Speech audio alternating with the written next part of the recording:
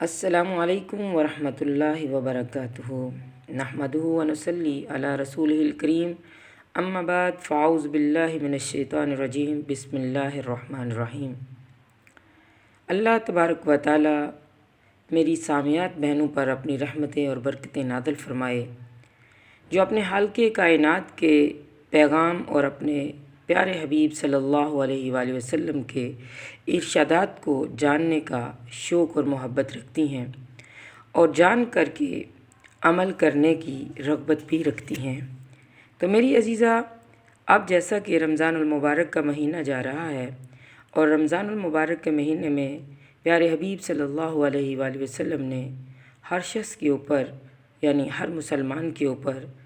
ایک صدقہ جو ہے وہ فرض کیا ہے، اور وہ صدقہ ہے صدقۃ الفطر۔ آپ صلی اللہ علیہ وآلہ وسلم نے فرمایا کہ غلام اور آزاد، مرد اور عورت، چھوٹے اور بڑے، سب مسلمانوں پر صدقہ فطر کھجور یا جو کا ایک سا فرض ہے۔ آپ صلی اللہ علیہ وآلہ وسلم نے صدقہ فطر اس لیے فرض کیا کہ حضرت عباس رضی اللہ تعالی عنہ ارشاد فرماتے ہیں، فرض رسول اللہ صلی اللہ علیہ وسلم زکوٰۃ الفطر طہورۃ للصائم من اللغو والرفث وطعمۃ للمساکین، کہ روزہ دار کو لغو اور رفث سے پاک کرنے اور مساکین کی خوراک کے لیے صدقہ فطر جو ہے وہ فرض کیا گیا۔ اور آپ صلی اللہ علیہ وآلہ وسلم نے فرمایا، اغنوہم عن السؤال فی ھذا الیوم، کہ اس دن اپنے فقراء کو بے نیاز کر دو سوال کرنے سے۔ گویا کہ روزہ رکھ کے ہم سے جو فضول بات ہو جاتی ہے یا کوئی غلط کام سرزد ہو جاتا ہے تو اس سے روزہ دار کو پاک اور صاف کرنے کے لیے صدقہ فطر جو ہے وہ فرض کیا گیا ہے۔ اور دوسرا، اپنے معاشرے کے غرباء کو سوال سے بے نیاز کرنے کے لیے صدقہ فطر آپ صلی اللہ علیہ وآلہ وسلم نے لازم کیا ہے۔ اب صدقہ فطر کی مقدار کتنی ہوگی اور کن چیزوں سے یہ ادا کیا جائے گا؟ تو صدقہ فطر کی مقدار آپ صلی اللہ علیہ وآلہ وسلم نے ایک سا مقرر کی، اور ایک سا 4 مد یعنی 2.5 کلو کا ہوتا ہے۔ اور شہر میں جو بھی خوراک ہو، گندم، کھجور، چاول، کشمش اور پنیر، ان میں سے جو چیز زیادہ استعمال ہوتی ہو اسی میں سے صدقہ فطر جو ہے وہ ادا کیا جائے گا۔ ابو سعید خدری رضی اللہ تعالیٰ عنہ ارشاد فرماتے ہیں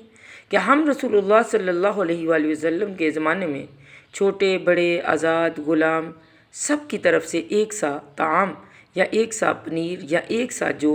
یا ایک سا کھجور یا ایک سا کشمش کا صدقہ فطر میں نکالا کرتے تھے۔ اب فطرانے کی یعنی جسے صدقہ فطر بھی کہتے ہیں، اس کی ادائیگی نقدی سے بھی دی جا سکتی ہے اور غلے سے بھی۔ لازم یہ ہے کہ صدقہ فطر خوراک کی جنس سے ادا کیا جائے، اس کے بجائے ضرورت مندوں کو رقم بھی دی جا سکتی ہے۔ البتہ رسول اللہ صلی اللہ علیہ وآلہ وسلم سے اجناس ہی دینا ثابت ہے، لیکن معاشرے کی ضرورت کے تحت اگر کسی کے پاس یہ اجناس نہ ہوں تو ان کی جو مقرر قیمت ہے ایک سا کی وہ بھی ادا کی جا سکتی ہے۔ صدقہ فطر کب دیا جائے؟ تو صدقہ فطر شوال کی پہلی تاریخ یعنی عید کی رات کی ابتدا سے واجب ہو جاتا ہے، اور عید کی نماز سے پہلے ادائیگی ضروری ہے۔ ہاں، 1-2 دن پہلے بھی حضرت ابن عمر سے صدقہ فطر ادا کرنا ثابت ہے۔ اب اس سے جواز یہ نکلتا ہے کہ افضل وقت یہ ہے کہ عید کی صبح صادق کے بعد اور نماز عید سے پہلے صدقہ فطر ادا ہو، کیونکہ رسول اللہ صلی اللہ علیہ وسلم نے حکم دیا ہے کہ نماز کی طرف جانے سے پہلے زکوٰۃ فطر ادا کر لی جائے۔ اور حضرت ابن عباس رضی اللہ تعالیٰ عنہ کا بیان ہے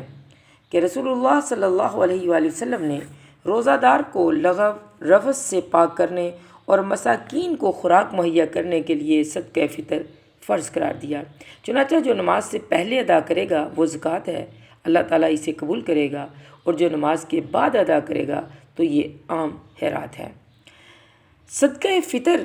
کے مصارف وہی ہیں جو عام زکوٰۃ کے ہیں، البتہ باقی مصارف کے بجائے بہتر یہ ہے کہ صدقہ فطر جو ہے فقراء اور مساکین کو دیا جائے، کیونکہ آپ صلی اللہ علیہ وآلہ وسلم نے فرمایا اغنوہم عن السؤال فی ھذا الیوم، اس دن ان کو سوال سے بے نیاز کر دو۔ غیر فقراء کو اس صورت میں صدقہ فطر دیا جا سکتا ہے جب فقراء معاشرے میں نہ ہوں، یا ان کی ضرورت معمولی ہو، یا فقیر کے علاوہ دوسرے حقداروں کی ضرورت بہت زیادہ ہو۔ اب صدقہ فطر دولت مند عورت اپنے خامند کو بھی دے سکتی ہے، جبکہ خامند اپنی بیوی کو صدقہ فطر نہیں دے سکتا، کیونکہ بیوی کا خرچ خامند پر لازم ہے اور خامند کا خرچ بیوی پر نہیں۔ اسی طرح اس شخص سے صدقہ فطر ساقط ہو جائے گا جو ایک دن کی خوراک کا بھی مالک نہیں، اس لیے کہ اللہ تعالیٰ کسی نفس کو اس کی وسعت سے زیادہ تکلیف نہیں دیتا۔ ایک دن کی خوراک سے زیادہ کا جو مالک ہے، جب وہ صدقہ فطر کسی کو دے گا تو یہ اس کے لیے کفایت کرے گا، اس لیے کہ اللہ تعالیٰ فرماتے ہیں فاتقوا اللہ ما استطعتم، اللہ سے اتنا ڈرو جتنی تم طاقت رکھتے ہو۔ اب ایک شخص کا صدقہ فطر کئی افراد کو بھی دیا جا سکتا ہے، اور کئی افراد کا صدقہ فطر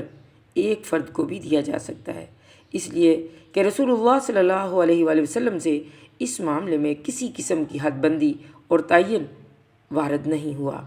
مسلمان پر زکوٰۃ فطر یعنی صدقہ فطر اسی شہر میں واجب ہے جس میں وہ مقیم ہے۔ ایک شہر سے دوسرے شہر میں صدقہ فطر کو منتقل نہ کیا جائے الا یہ کہ اس کی ضرورت درپیش ہو۔ اس معاملے میں یعنی صدقہ فطر کے معاملے میں وہی حکم ہے جو عام زکوٰۃ کا حکم ہے کہ زکوٰۃ بھی اپنے ہی شہر کے اغنیاء سے لی جائے اور فقراء میں تقسیم کی جائے، اور اگر شہر میں